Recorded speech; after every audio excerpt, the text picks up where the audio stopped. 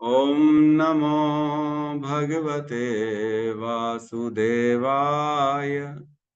ॐ नमो भगवते वासुदेवाय। ॐ नमो भगवते वासुदेवाय। यस्वानुभावम् अखिलं श्रुतिसारमेकम् आध्यात्मदीपम् अतितीर्षितां तमवन्धम् संसारिणां करुणयः पुराणगुह्यम् तं व्याससूनम् उपयामि गुरुमुनीनां। नारायणं नमस्कृत्य नरं चैव नरोत्तमं देवीं सरस्वतीं व्यासं ततो जयमुदीरये।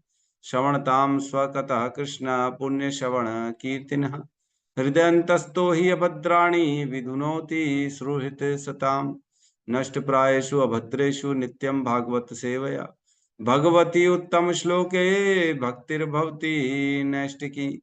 कृष्णाय वासुदेवाय देवकी नंदनाय च नंदगोपकुमाराय गोविंदाय नमो नमः।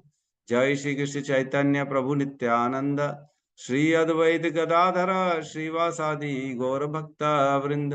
हरे कृष्णा कृष्णा कृष्णा हरे हरे, हरे राम राम राम हरे हरे। हरे कृष्णा कृष्णा कृष्णा हरे हरे, हरे राम राम राम हरे हरे। हरे कृष्णा कृष्णा कृष्णा हरे हरे, हरे राम राम राम हरे हरे। हरे कृष्णा हरे कृष्णा। सभी भक्तों का स्वागत है प्रातःकालीन श्रीमद् भागवतम के सत्र में। और कल हमने श्लोक क्रमांक 7 तक किया था, राइट? हाँ, 4, 5, 6, 7। तो कल का रिवीजन कर लेते हैं हम। 4, 5, 6, 7 में क्या पढ़ा हमने?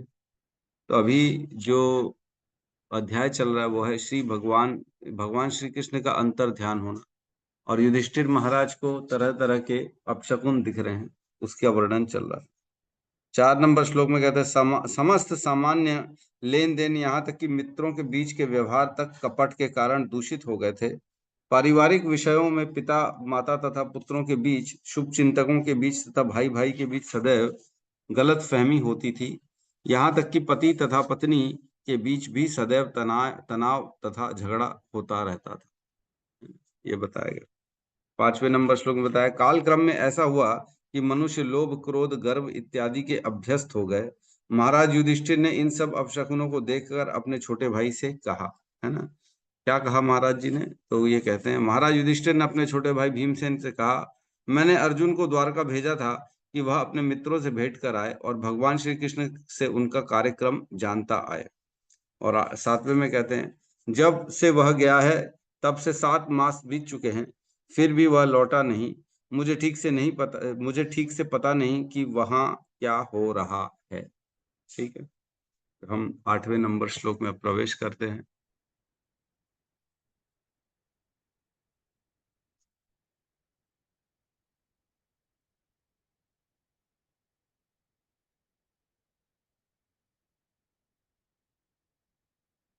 साइड में है प्रभु जी।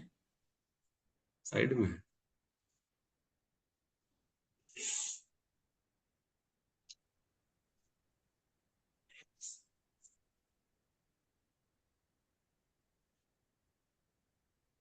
अभी ठीक है?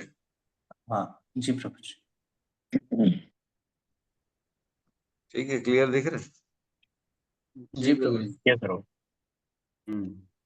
श्लोक क्रमांक 8, अध्याय 14, स्कंद 1। अपि देव ऋषिणा दृष्टि अपि देवादिष्टः अपि देव ऋषिणा दृष्ट अपि देवऋषीणादिष्टः स कालोऽयम् उपस्थितः स कालोऽयम् उपस्थितः यदात्मनोऽङ्गम् यदात्मनोऽङ्गम् आक्रीडम् अङ्गमाकीर्णम् भगवानुत्सितसृक्षति। भगवानुत्थितिष्ठति अपि देवर्षीणादिष्टः अपि देवर्षिणादिष्टः स कालोऽयमुपस्थितः कालोऽयमुपस्थितः यदात्मनो अङ्गमाक्रीणम् यदात्मनोऽङ्गमाक्रीडम् भगवानुत्सीक्षति भगवानुत्सीक्षति अपि देवर्षिणादिष्टः अपि देवर्षिणादिष्टः कालोऽयमुपस्थितः कालोऽयमुपस्थितः यदात्मनो अङ्गम् आक्रीडम् यदात्मनो अङ्गमाक्रीणम् भगवान् उत्सीशिक्षति। भगवानुत्सीक्षति। हरे कृष्ण।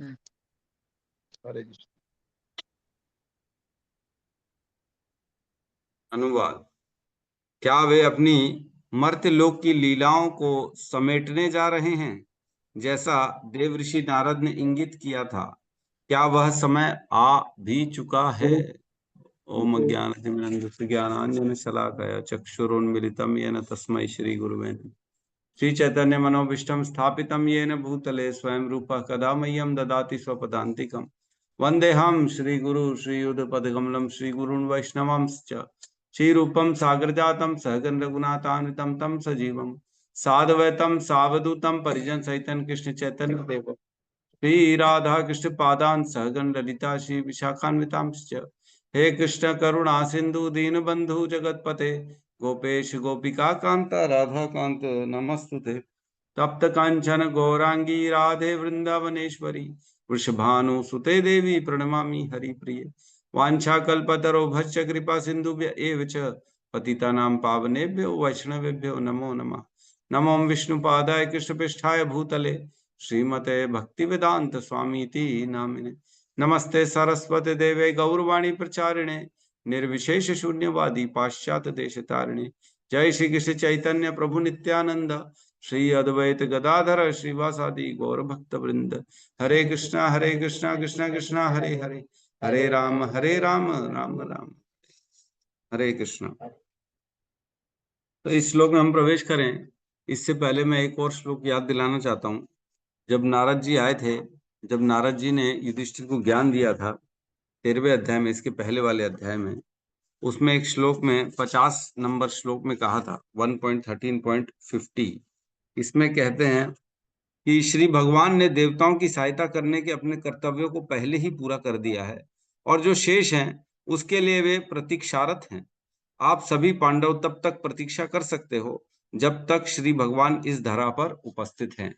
याद है ये श्लोक बोला था कि वेट करो, वेट एंड वॉच करो, कुछ काम शेष बच गए हैं, जैसे यदुवंशियों का नाश करना, उस समय हमने चर्चा करी थी। कुछ कुछ बस बाकी बचा है, बाकी तो लगभग सारे काम भगवान के हो चुके हैं। जो इस धराधाम में आने का उनका उद्देश्य था, वो उद्देश्य को भगवान ने पूरा कर दिया है, लेकिन थोड़ा बहुत पेंडिंग है, तो तब तक आप वेट करो। उसी समय नारद जी ने अपना युधिष्ठिर महाराज को हिंट कर दिया था कि अब ज्यादा समय नहीं है भगवान को वापस जाने में। तो अब इस श्लोक को तभी समझ पाएंगे जब वो श्लोक आप समझेंगे, है ना। 1.13.50 रेफरेंस उसका यही है। अब कह रहे हैं अपि देव ऋषिणा दृष्टः, जो क्या जो देव ऋषि नारद जी ने जो दृष्ट, जो हमें दिखाया था, जो बताया था, जो आदेश दिया था, स कालो अयम उपस्थित, क्या वह काल आ चुका है? क्या वह काल आ चुका है जो देव ऋषि नारद ने हमको बताया था कि भगवान का कुछ काम पेंडिंग है, उसके लिए आप प्रतीक्षारत रहो, और जैसे ही भगवान अपना काम निपटाएं आप भी यहाँ से निकलने की तैयारी करो। तो ये युधिष्ठिर महाराज कह रहे हैं कि स कालो अयम उपस्थित है, वही काल क्या वापस आ चुका है? किसको कह रहे हैं ये? भीमसेन को, अपने छोटे भाई को। यदात्मनो अंगाम अंगाम अक्रीडम, यदा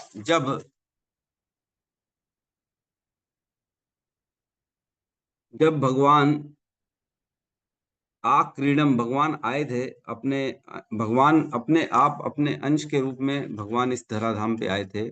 श्री भगवान उत्सृशक्षी छोड़ने जा रहे हैं। क्या भगवान खुद ही अपनी इच्छा से आए थे? अब क्या खुद ही अपनी इच्छा से जाने की तैयारी कर रहे हैं? क्या वह समय आ चुका है कि भगवान ने जो अपने लीला करने के लिए इस धराधाम पर आए थे, अब वापस जा रहे हैं भगवान स्वयं? क्या वो समय आ चुका है?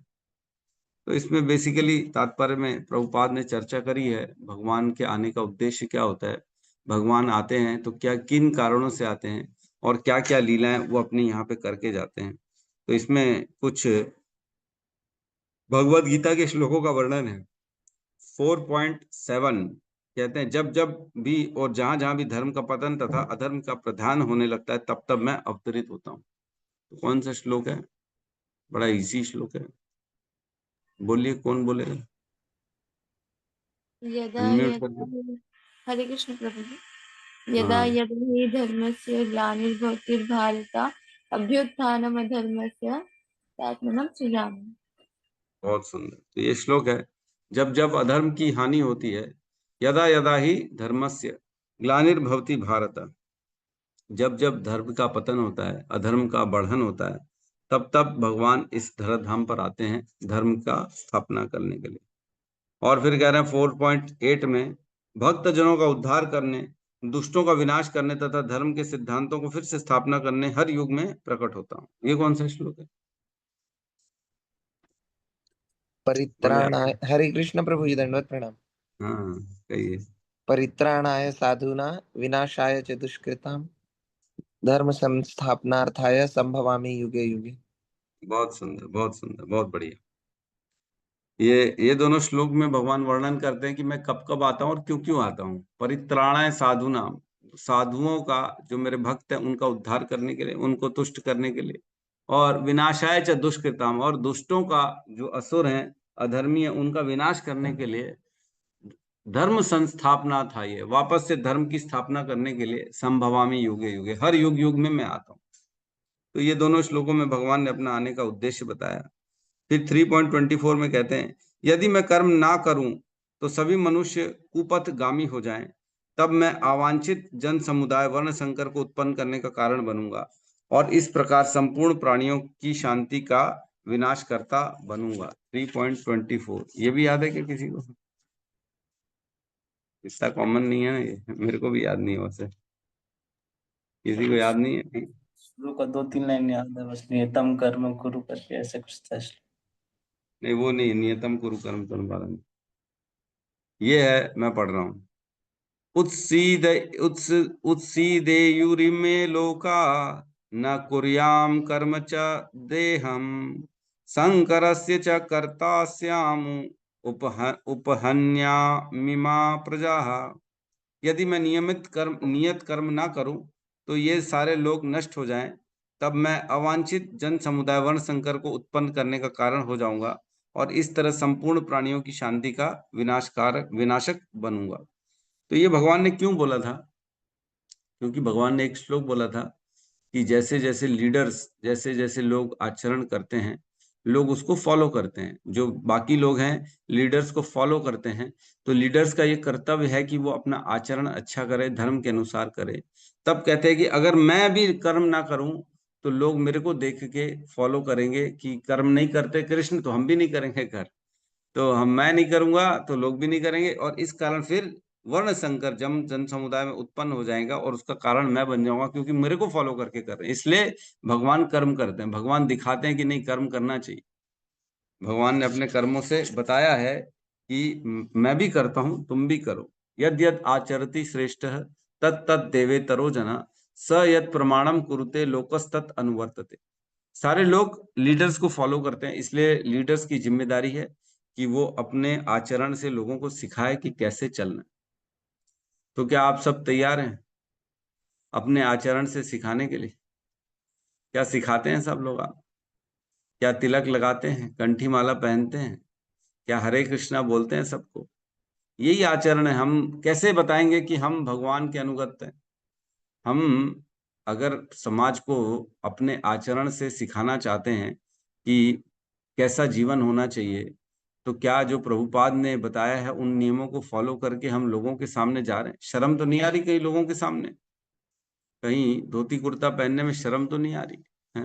कहीं तिलक लगाने में शर्म तो नहीं जाती? कल इत्तेफाक से एक जगह में गया था, एक आदमी से मिलने, तिलक लगा हुआ था, पहली बार मिला ना उससे मैं, रिटायर्ड डीएसपी है वो, उससे मिला तो बड़ा प्रसन्न हो गया। अरे प्रभु जी, बोले आप तिलक लगा के आए, आप इस्कॉन के हरे कृष्णा वाले? बोले हाँ हम हरे कृष्णा वाले। अरे बोले आप आए, बड़ा ऐसा, उसने बोला आज लगता है किसी अच्छे आदमी से मिलने का मेरा दिन था। अरे मैंने कहा मैंने ऐसा क्या कर दिया? बोले आप जैसे लोग जो इतना शुद्ध, इतने मतलब हरे कृष्णा से जुड़े हुए हो, तो मतलब कुल मिला के बहुत प्रसन्न हो गया, बहुत अच्छा लग रहा था उसको। तो हमको ये सोचना चाहिए कि ऐसा नहीं है कि तिलक लगाएं, कंठी माला पहने तो लोग उसको जो है ना गलत समझते। अरे कुछ लोग नेगेटिव भी मिलेंगे, अरे क्या पंडित बने हुए हो, क्या तिलक लगाते हो, ये कोई तरीका है, ये कोई उम्र है? वो लोग अज्ञानी, वो लोग को मालूम नहीं है कि कैसा आचरण रखना है हमारे। हमको जैसा कृष्ण ने बताया है, जैसा हमारे आचार्यों ने बताया है, वैसा अपने आप का वेशभूषा, आचरण, वैसा वर्णन, वैसा वाच, वैसे वचन बोलने चाहिए। ऐसे शब्दों का उपयोग करें जो हमारे इस वेशभूषा से, हमारे आचरण से मिलते जुलते। पता लगा तिलक तो लगा दिए हैं और बैठ के ऊट पटांग बोल रहे हैं, अबे साले ये वो, ऐसा नहीं ऐसा नहीं करना। अपने आचरण को, अपने व्यवहार को, अपनी वेशभूषा से, डिवोटी इज 24 आवर्स डिवोटी। ऐसा नहीं है कि डिवोटी थोड़ी देर के लिए मंदिर आया तब डिवोटी था, अब वो बस भौतिक व्यक्ति बन गया, ऐसा नहीं। हमको हर समय अपने आचरण से सिखाना है लोगों को कि डिवोटी कैसा होता है। लोग फॉलो करेंगे, निश्चित तौर से फॉलो करेंगे।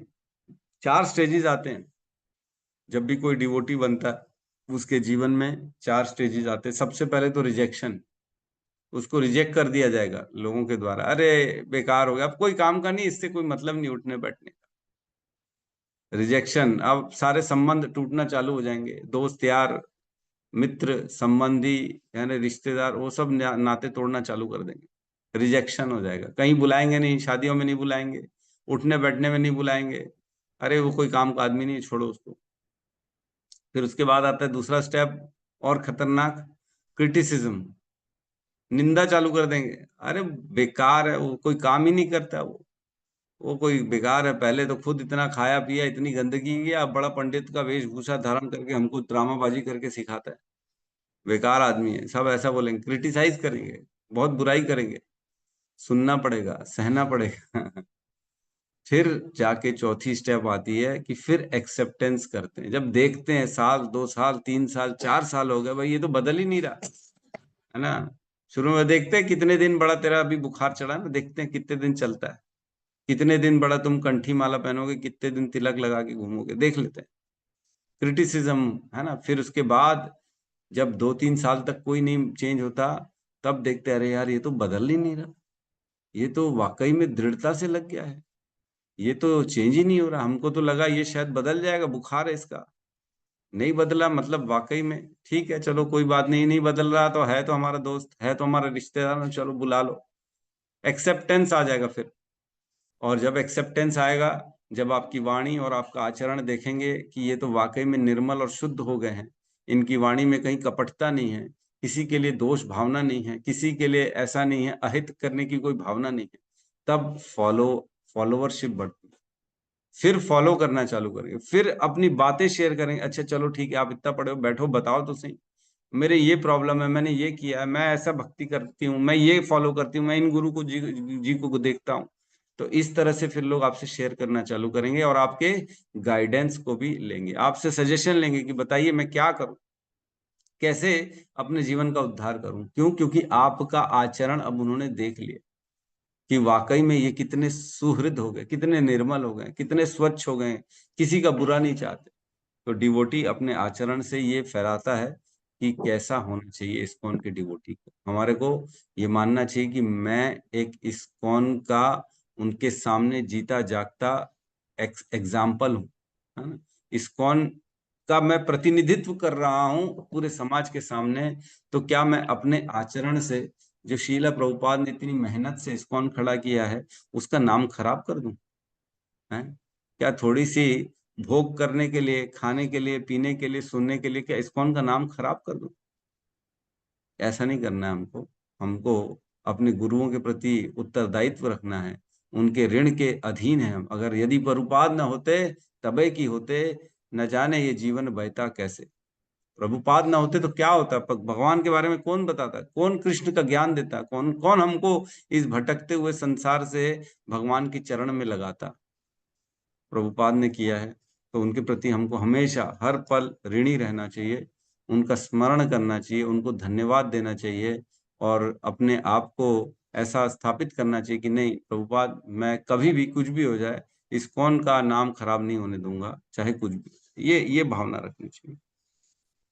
तो यहाँ कह रहे हैं उपरोक्त सारे कथन श्री भगवान के विभिन्न अंश पर लागू होते हैं, यथा शंकर्षण, वासुदेव, प्रद्युम्न, अनिरुद्ध तथा श्री नारायण। तो इस प्रकार भगवान के सारे अंशों पे लागू होते हैं, हर काल में, हर कल्प में। कभी भगवान कृष्ण आते हैं, कभी विष्णु आते हैं, कभी नारायण आते हैं, कभी कोई आता है और वो स्थापना करके जाते हैं धर्म की। ये होता रहता है हमेशा।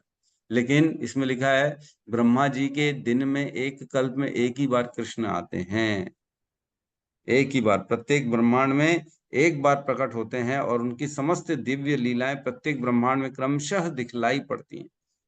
हर इतने सारे ब्रह्मांड है, इतने सारे ब्रह्मांड हैं कि जैसे सूर्योदय हर जगह कहीं ना कहीं हर पल हो रहा है। अभी हिंदुस्तान में ही सूर्योदय हो रहा है, कुछ देर बाद पाकिस्तान में होगा, कुछ देर बाद अफगानिस्तान में होगा, कुछ देर बाद चाइना, जापान, ऐसा रशिया, ऐसे हर कहीं होता रहता है। तो हर समय सूर्योदय हो रहा है कहीं ना कहीं, और हर समय कहीं ना कहीं सूर्यास्त भी हो रहा है। यहाँ सूर्योदय हो रहा है तो कहीं अमेरिका में सूर्यास्त भी हो रहा है अभी इसी समय। तो उसी प्रकार भगवान की लीलाएं जो हो रही है ना, हर कहीं कुछ ना कुछ लीला भगवान कर ही रहे हैं। ऐसा नहीं कि इस लीलाएं समाप्त हो गई, यहाँ समाप्त हो गई तो कहीं और समाप्त नहीं हुई। यहाँ उन्होंने अपनी लीलाएं कंप्लीट करी, फिर दूसरी जगह चालू हो गई, दूसरे ब्रह्मांड में। तो भगवान की लीलाएं निरंतर अव्ययम चलती रहती है ना। और कह रहे विभिन्न अंश विभिन्न प्रकार के कार्य संपन्न करते हैं, किंतु जब भगवान श्री कृष्ण स्वयं प्रकट होते हैं तब उनके अंश, उनके अन्य स्व अंश भी उनके अचिंत्य शक्ति योग माया के साथ से उनके साथ मिल जाते हैं। तो जैसे हम जानते हैं पंच तत्व आए, तो चैतन्य महाप्रभु जो आए वो राधा रानी के रूप में आए, राधा रानी का भाव लेके स्वयं आए वो। उनके साथ नित्यानंद प्रभु आए, नित्यानंद महाप्रभु, तो वो बलराम जी के अंश हैं, जो संकर्षण है उनके अंश हैं, है ना। श्री कृष्ण चैतन्य प्रभु नित्यानंद, श्री अद्वैत गदाधर श्रीवास आदि गौर भंग। तो जो श्री अद्वैत हैं वो महाविष्णु के अंश हैं, और जो गदाधर हैं वो भी राधा रानी के अंश हैं, और श्रीवास जो है वो नारद जी के अंश हैं। तो इस प्रकार भगवान आते हैं, अपने सारे संगी साथियों को लेके आते हैं, है ना। तो इसमें एक चीज लिखी है कि जो वृंदावन के भगवान श्री कृष्ण मथुरा या द्वारका के श्री कृष्ण से भिन्न है। तो वृंदावन के कृष्ण मथुरा के कृष्ण से भिन्न है, द्वारका के कृष्ण से भिन्न है। तो इस प्रकार हर भगवान का जो अंश है, स्वांश, वो दूसरे से भिन्न होता है। जैसे कि हमने एक कथा करी थी अभी कुछ दिन पहले, साक्षी गोपाल मंदिर जो है, साक्षी गोपाल भगवान को जगन्नाथ मंदिर में जगह दी गई थी, जगह दी गई थी। तो वहां पे जगन्नाथ जी पंडे के सपने में आए, बोले इनको यहाँ से हटाओ, साक्षी गोपाल को, मेरा पूरा प्रसाद खा रहे हैं। ये सच्ची घटना है। साक्षी गोपाल जो थे पहले कांचीपुरम में थे, कांचीपुरम से उनको जब राजा, उनके प्रताप रुद्र थे जो पुरी के राजा थे, वो जब कांचीपुर को जीत गए थे, उसके राजा को हरा दिया था, तो वहां से भगवान के विग्रह को लेके आ गए थे यहाँ पे पुरी में, जगन्नाथपुरी में मंदिर में, जहाँ भगवान जगन्नाथ का मंदिर है उसके पीछे में ही साक्षी गोपाल का मंदिर बनाया गया था, वहां पे उनके विग्रह को रखा गया था। तो रोज प्रसाद उनके लिए नॉर्थ इंडिया का पकवान पूड़ी बनता था, और यहाँ पे साउथ इंडिया का जो है बनता था, तो चावल बनता था। तो साक्षी गोपाल पहले ही खा जाते थे, भोग लगने के पहले। जगन्नाथ जी को भोग लगता नहीं था कि उसके पहले उसको खा जाते थे।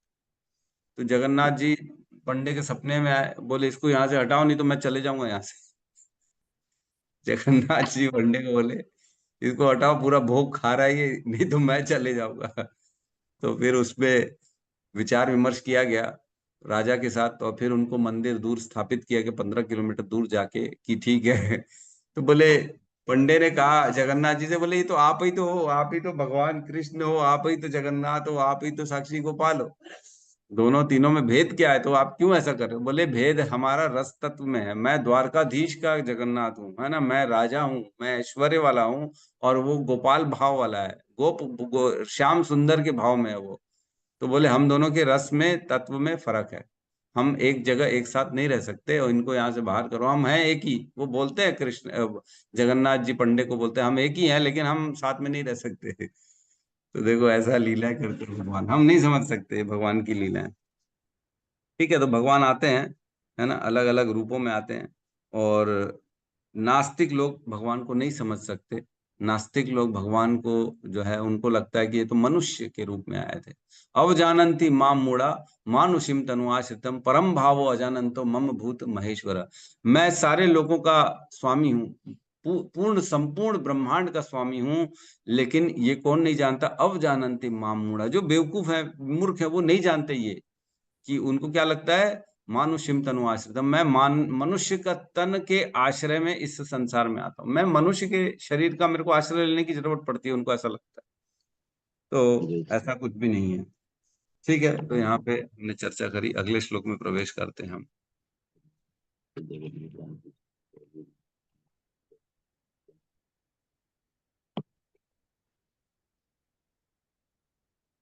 नाइन नंबर श्लोक। यस्मान् संपदो राज्यम् मान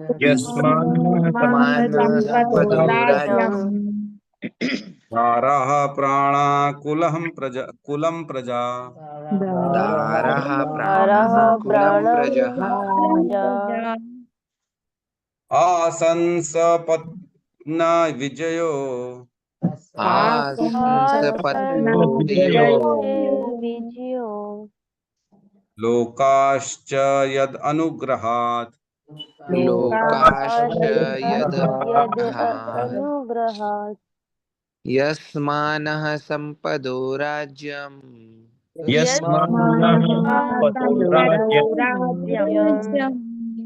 दारः प्राणः कुलं प्रजः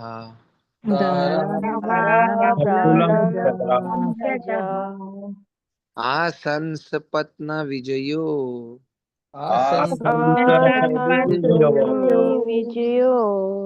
लोकाश्च यदनुग्रहात्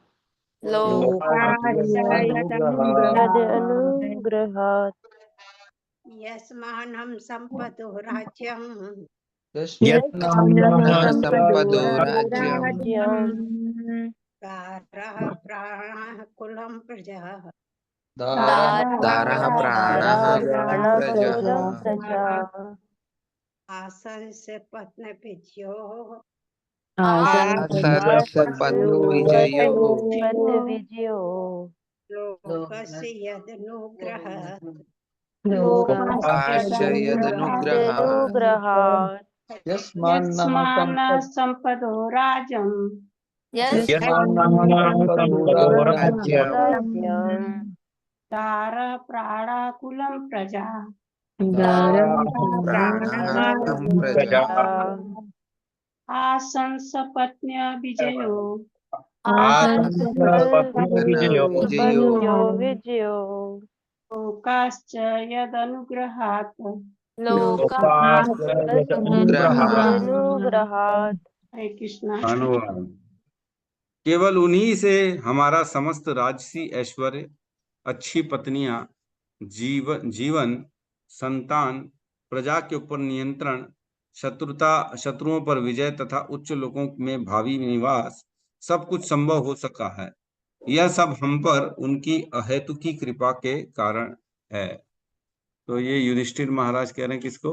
भीमसेन को कह रहे हैं कि यस्मान संपदो राज्यम, यस्मान जिसके कारण, ओनली बिकॉज ऑफ कृष्णा, उन्हीं के कारण, यस्मान, है ना, यस्मान ये संपदा, जो ऐश्वर्य है हमारे पास, जो हम राज्य में बैठे हैं। मैं बता दूं, युधिष्ठिर महाराज पूरी पृथ्वी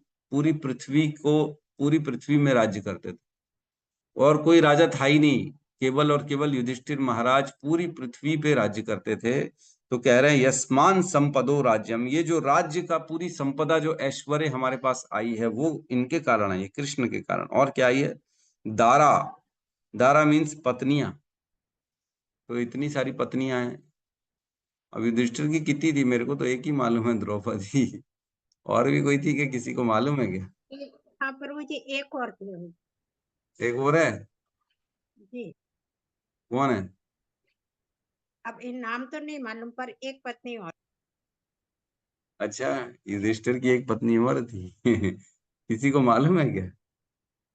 नहीं, मेरे को हो सकता है कहीं हो, मैंने तो पढ़ा नहीं ऐसा युधिष्ठिर की पत्नी और भी थी की। ठीक है, पता कर लेंगे एक बार, है ना। देखो तो गौतम प्रभु कहीं दिख रहा है क्या गूगल वूगल में? ठीक है। तो पत्नियां, वैसे अर्जुन की तो 3-4 पत्नियां थी। और अर्जुन की 4 पत्नियां थी प्रभु जी। 3-4 शादियां करी थी उसने। भद्रा से करी थी, एक उलूपी से करी थी, और एक और किसी से करी थी। इस प्रकार से उसकी नागलोक की कोई चित्रांगदा। कन्या थी, उनसे भी की। चित्रांगदा, हाँ चित्रांगदा, उलूपी, द्रौपदी और ये सुभद्रा। हाँ। राइट। ये 4 पत्नियां थी अर्जुन की। ठीक है। उलूपी जो है वो नाग लोक की कन्या थी, और उनसे पुत्र हुआ था। और वो पुत्र ने अर्जुन को हराया भी था, और शायद वध भी कर दिया था। फिर कृष्ण वापस उसको जागृत कर दिए थे, फिर जीवित कर दिए थे अर्जुन को। इस प्रकार से कथा आती है एक। तो दारा, पत्नियां, इतनी सारी जो पत्नियां हैं वो भगवान कृष्ण की देन है। देविका नाम है, यस यस, देविका नाम है। युधिष्ठिर की एक और पत्नी है। तो ठीक है, कल आप तैयार करके आइए गौतम प्रभु की ये पत्नी कहाँ से आई, कैसे शादी हुई, थोड़ी सी हम कथा सुन लेंगे युधिष्ठिर महाराज की। ठीक है, कल पता करके आइएगा। तो यहाँ कह रहे हैं पत्नियां, तो ये पत्नियां इतनी सारी, ये भी कृष्ण की देन है। कृष्ण की देन है पत्नियां। देखो, हमने वो श्लोक पढ़ा था, सीवी किंगडम। ठीक है, वो कल हम कथा सुन लेंगे तो सब डिटेल आ जाएगा। तो हमने एक श्लोक सुना था। 9वें आप, स्कंद में बताया है। ठीक है ठीक है, कल बता देंगे ना, हम सुन लेंगे।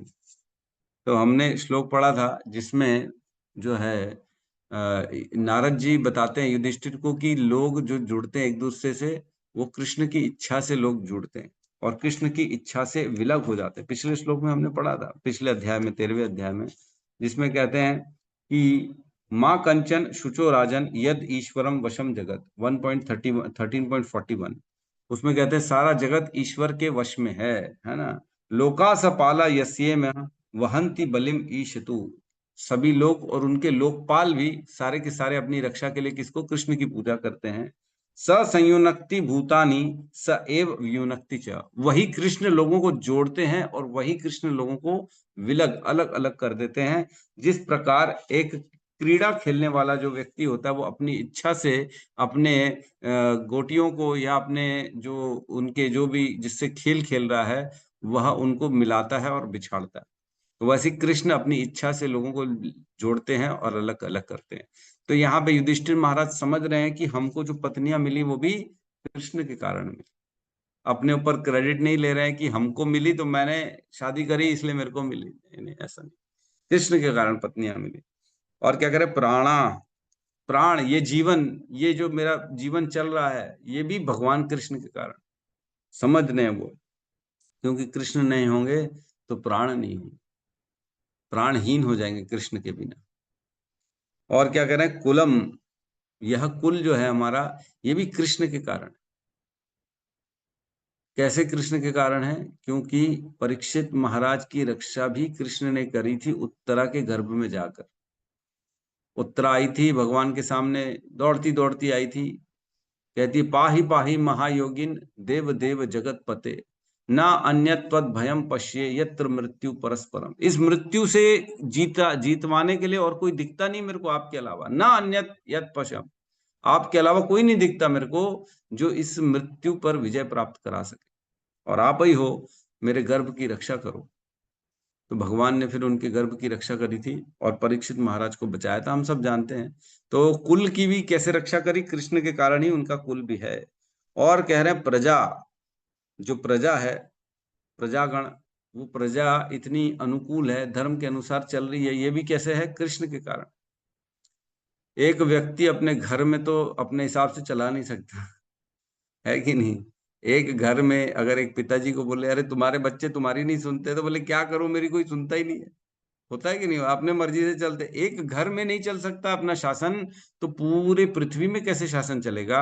तो इसमें कह रहे हैं ये भी कृष्ण के कारण है, जो प्रजा मेरे को राजा मानती है और मेरी बातों का, आदेशों को पालन करती है, धर्म के अनुसार चल रही है, मेरे आदेशों को पालन कर रही है, ये भी कृष्ण का कारण है। क्योंकि एक घर में ही हम अपना शासन नहीं चला सकते, तो पूरी पृथ्वी में कैसे चलाएंगे? तो वो हर चीज में क्रेडिट कृष्ण को दे रहे हैं। और क्या करें? आसनः संभव हुआ ये चीज। और क्या करें? सपत्न्य विजयो लोका। सपत्न्य विजयो लोका मीन्स पत्नियों के साथ इस लोक में विजय प्राप्त की, ऐसा नहीं है, ये अर्थ नहीं है। सपत्न्य विजयो लोका, इसका अर्थ ये है कि शत्रुओं को, प्रतिद्वंदियों को, जो हमारे कॉम्पिटिटर हैं, उनको हमने जीता, और इस पूरे संसार को हमने, एक छत्र हमने जीता, इसमें भी कृष्ण का ही हाथ, ये भी कृष्ण के कारण। और क्या करें? लोकाचयत अनुग्रहात। लोका, जो भविष्य में जो हमारी गति होने वाली है, जो भविष्य में या तो सूर्य लोक में जाएंगे, स्वर्ग लोक में जाएंगे, या उच्चतर लोकों में जाएंगे, वो भी कृष्ण के कारण। भविष्य की भी बात कर रहे हैं, ऐसा नहीं कि इस जीवन में, आगे भी जो होने वाला है वो भी हमारे जीवन में केवल और केवल कृष्ण के द्वारा ही होने वाला। तो इसके तात्पर्य में हम चर्चा कर लेते हैं। यहाँ कह रहे हैं ये सुविधाएं न केवल स्वयं के कठोर परिश्रम से या अनुचित साधनों से प्राप्त की जाती हैं, अपितु भगवान की कृपा से प्राप्त होती हैं। किसी के निजी उद्यम से अर्जित संपन्नता श्री भगवान की कृपा पर ही निर्भर करती है।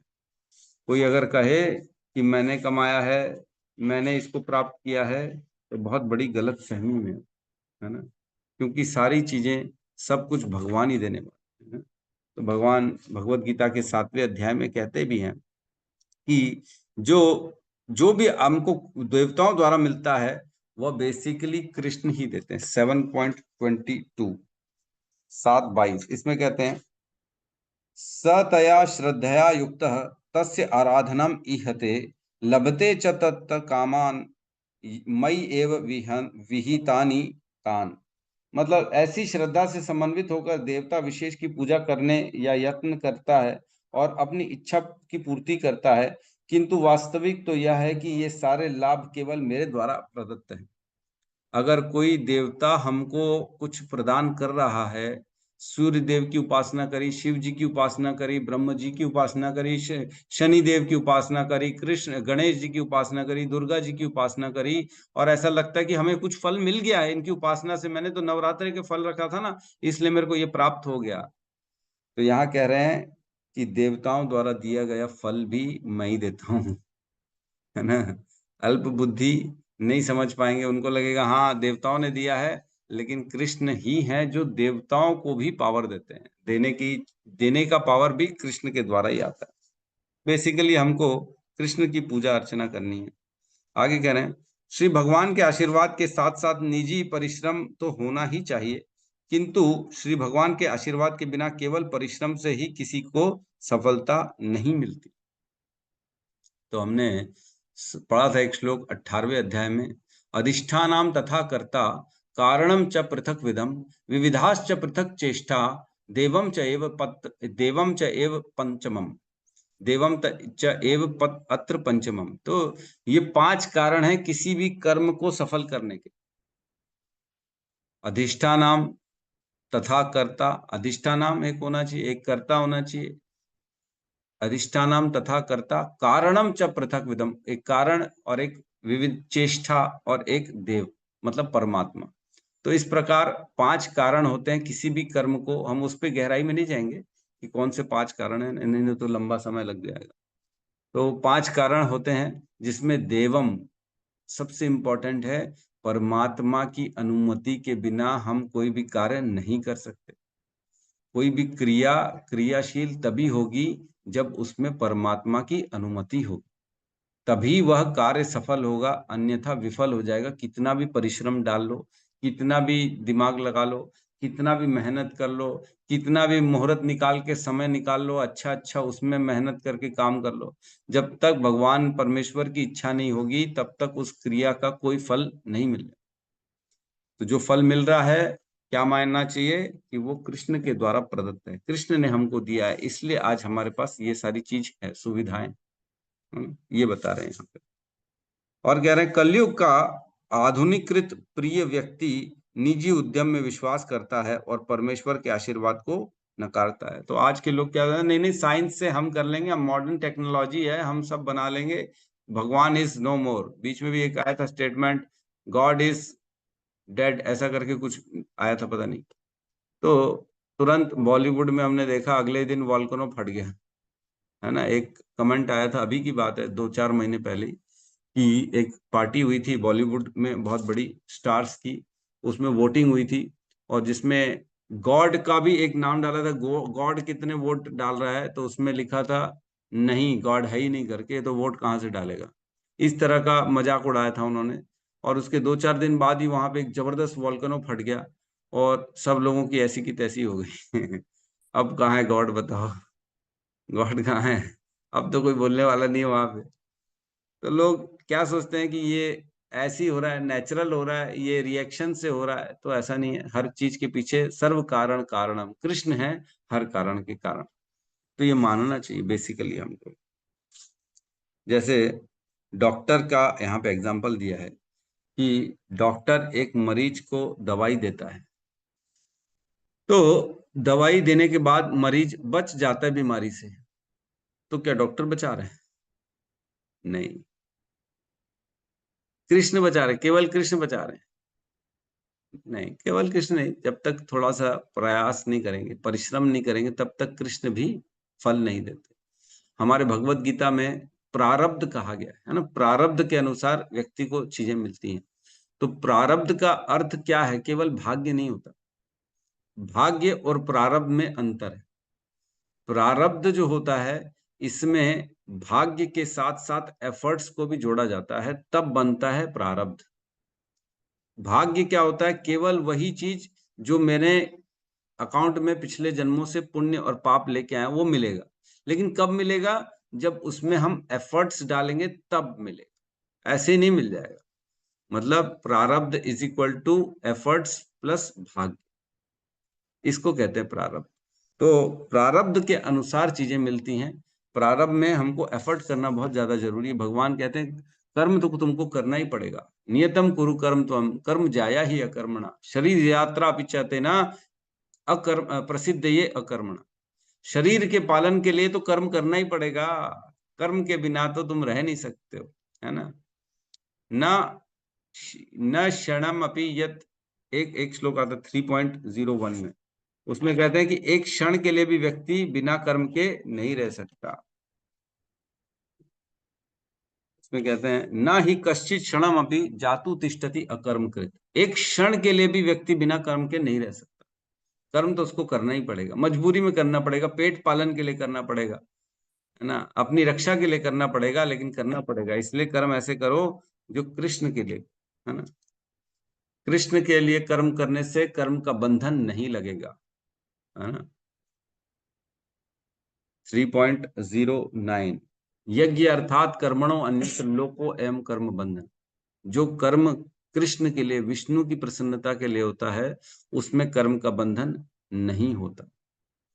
तो यहाँ पे सारे जो मिल रहे हैं उनको, युधिष्ठिर महाराज को फल, वो हर चीज का श्रेय किसको दे रहे हैं, कृष्ण को दे रहे हैं, और किसी को नहीं दे रहे। ठीक है, तो हम एक श्लोक और ले लेते फटाफट, नहीं तो 3 तो होने चाहिए।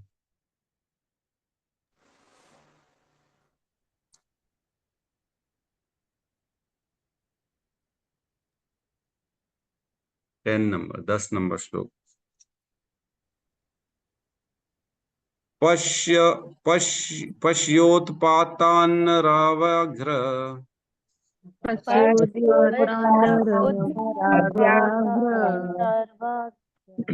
पश्योत्पातान्नरव्याघ्र दिव्यान् भौमान् सदैहिकान् अधिकान दारुणान् शंसतो दूरा दारुणं संसतो भयं नो बुद्धिमोहनम् मोहनम् पश्योत्पान नरव्याघ्र उत्पातान् नरव्याघ्र दिव्यान् भौमान् सहेदिकान् दैहिकान् दारुणान् शंसतो दूरात्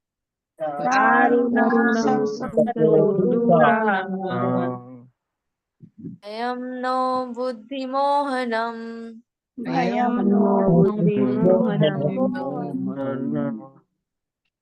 पश्योत्पातान् नरव्याघ्र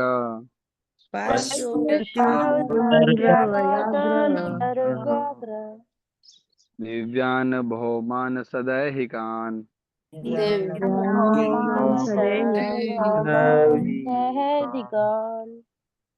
दारुणान् संसतो अदूरा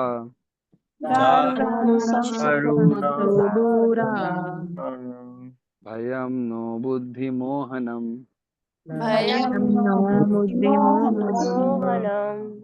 अनुवाद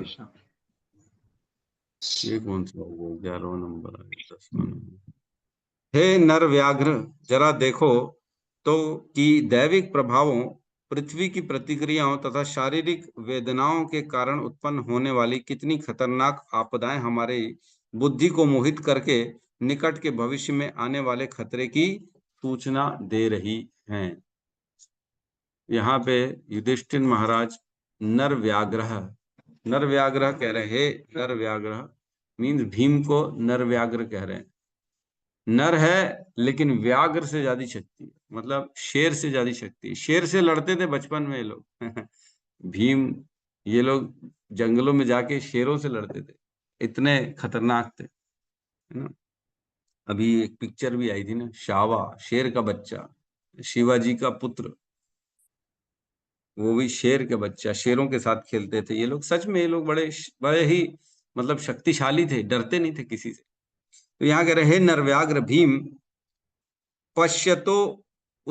पश्योत्पाता नरव्याघ्र। पश्योत्पाता, इन जरा उत्पत्ति, ये जो उत्पात, ये उटपटांग जो सिम्टम्स दिख रहे हैं, इनको देखो हे भीम, इनको देखो, ये किस तरह के हमारे सामने अपशकुन दिखाई दे रहे हैं। कैसे हैं? दिव्यान भौमान सहेदिकान। दिव्यान मीन्स ऐसे अपशकुन जो देवताओं के द्वारा आकाश में दिखाई दे रहे हैं ना, जो हमारे पृथ्वी के नहीं है। आकाश में कुछ चीजें देवताओं के द्वारा, जैसे ऋतुओं का बदलना, हमने पिछले श्लोक में पढ़ा, उटपटांग ऋतुएं हो रही हैं, समर है ना, ठंड में बारिश हो रही है, बारिश में जो है धूप निकल रहा है, उटपटांग ऋतु हो गई, एक दूसरे के अतिक्रमण कर रही हैं ऋतुएं। तो ये देवताओं के कारण ऐसे अपशकुन दिख रहे हैं। दिव्यान, फिर कह रहे हैं भौमान, इस पृथ्वी में देखो, पृथ्वी में भी अलग अलग तरह के अपशकुन दिख रहे हैं, पदार्थों में, मनुष्यों में, है ना। जैसे पढ़ा हमने कि लोग कैसे हो गए, एक दूसरे की खाली इंद्रिय तृप्ति के लिए वो प्रयास कर रहे हैं और कुछ नहीं कर रहे। ऐसे जो है अपशकुनों को देखो। और तीसरा कह रहे हैं सदैहिकान। सदैहिकान मीन्स अपने अपने अंदर मन के कारण, शरीर के कारण, लालच के कारण लोग कितने कपटी हो गए। 3 तरह के अपशकुन देखे, एक देवताओं के द्वारा आकाश में, दूसरा पृथ्वी में, और तीसरा हर एक के शरीर के अंदर, उनके मनों में, देह के अंदर, है ना, उनके अंतरकरण में। 3 तरह के अपशकुन देखे युधिष्ठिर महाराज ने। और आगे हम ये सब तीनों अपशकुनों को पढ़ेंगे। हर श्लोक में पता पड़ेगा कौन सा अपशकुन शारीरिक है, कौन सा अपशकुन उनका पृथ्वी के अनुसार है, कौन सा अपशकुन देवताओं के द्वारा। तो ये 3 तरह के अपशकुनों को देखो हे नरव्याघ्र। और दारुणाम शांत शसंतो दूरा। दारुणांश मीन्स ये खतरनाक हैं, बहुत ही अत्यंत भयावह हैं, ऐसे गंभीर तरह के हमको अपशकुन दिखाई दे रहे हैं। और क्या करें, ये शांत अदूरात मीन्स ये अपशकुन जो हैं ये सूचित कर रहे हैं कि ये कोई बहुत ज्यादा दूर नहीं है हमसे, निकट भविष्य में आ खड़ा हो गया। ये किसी निकट भविष्य की मतलब बहुत ज्यादा अप्रिय घटना होने के सिम्टम्स हैं, जल्दी होने वाली है ऐसी कोई घटना। और क्या कर रही है, ऐसे जो सिम्टम्स हैं, ऐसे अपशकुन क्या कर रहे हैं, भयम नो बुद्धि मोहनम, इतना भयभीत कर रहे हैं हमारी बुद्धि मोहित हो जा रही, हमारी बुद्धि इन अपशकुनों से भयभीत हो जा रही है, जो निकट भविष्य में आने वाले दारुण खतरनाक चीजों को इंगित कर रहे हैं, जो कि 3 तरह से अपशकुन दिखाई दे रहे हैं, दैविक, भौमिक और जो है देहिक। दैविक, भौमिक और पृथ्वी के अंदर और दैहिक शरीर के अंदर 3 तरह से ऐसे अपशकुन दिख रहे हैं। इसको देखो हे भीमसेन। तो ऐसे बहुत से सिम्टम्स आते हैं हमारे जीवन में भी, जिनको हम देख के सोचते हैं अरे ये तो कुछ अपशकुन के लक्षण। तो ये ऐसा क्यों कह रहे हैं कि ये बहुत ज्यादा इतने खतरनाक कैसे थे, क्या ऐसी बात हो गई जो युधिष्ठिर महाराज को इतना खतरनाक दिख गया? क्योंकि युधिष्ठिर का महाराज का जो राज्य था वो पूर्ण रूप से धर्म का आचरण करता था, उन्होंने कभी अधर्म का आचरण लोगों के अंदर देखा नहीं। पृथ्वी को संपदा देते हुए देखा उन्होंने, पृथ्वी ने कभी भी ऐसा नहीं किया कि लोगों को अन्न जल ना दे, है ना। पृथ्वी में ने सोना चांदी हीरे मोती मतलब सारी तरह की चीजें लोगों को देती थी पृथ्वी माता, लेकिन अब ऐसी चीजें हो गई जो उनके कंट्रोल से भी बाहर हो। ऋतुओं का बदलना मतलब देवता नाराज हो गए, गर्मी, अत्यधिक जल, है ना, बाढ़ आ जाना, वॉल्कनो फट जाना, इस तरह के काम हो रहे थे जो कि उनके कंट्रोल से बाहर थे। तो इसलिए कह रहे हैं ये मेरी बुद्धि मोहग्रस्त हो रही है कि ये हो कैसे रहा है। ये कहीं ना कहीं अपशकुन स्पष्ट दिखाई दे रहे हैं कि हमारे कृष्ण जो हैं इस संसार से जा रहे हैं, क्योंकि कृष्ण के कारण ही सब चीजें अपने यथास्थिति यथाशक्ति सारे लोग अपना कर्म कर रहे थे, देवता तक अपने अपने कर्मों को निर्वाह कर रहे थे। तो यहाँ पे ये 3 तरह की विपत्तियों का वर्णन है। ठीक है, तो किसी का कोई प्रश्न है तो हम ले सकते हैं।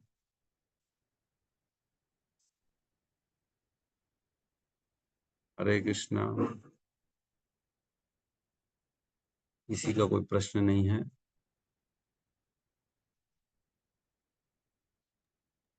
हरे कृष्ण प्रभु जी। बस हरे कृष्णा। हरे कृष्णा हरे हरे कृष्णा कृष्णा कृष्णा कृष्णा हरे हरे हरे राम राम राम। समस्त भक्त वृंद की जय। जय जगत गुरु शील प्रभुपाद की जय। जय। निताई गौर प्रेमानंदे। हरि हरि बोल। हरि हरि बोल, हरि हरि बोल, हरि हरि बोल। हरे कृष्णा प्रभु जी, दंडों प्रणाम। हरे कृष्ण हरे हरे कृष्णा प्रभु कृष्ण दंडवत प्रभु जी प्रभु दंडवत जी, प्रणाम, कोटि बहुत कोटि बहुत धन्यवाद। धन्यवाद आपका। हरे कृष्ण प्रभु जी, दंडवत प्रणाम। प्रणाम।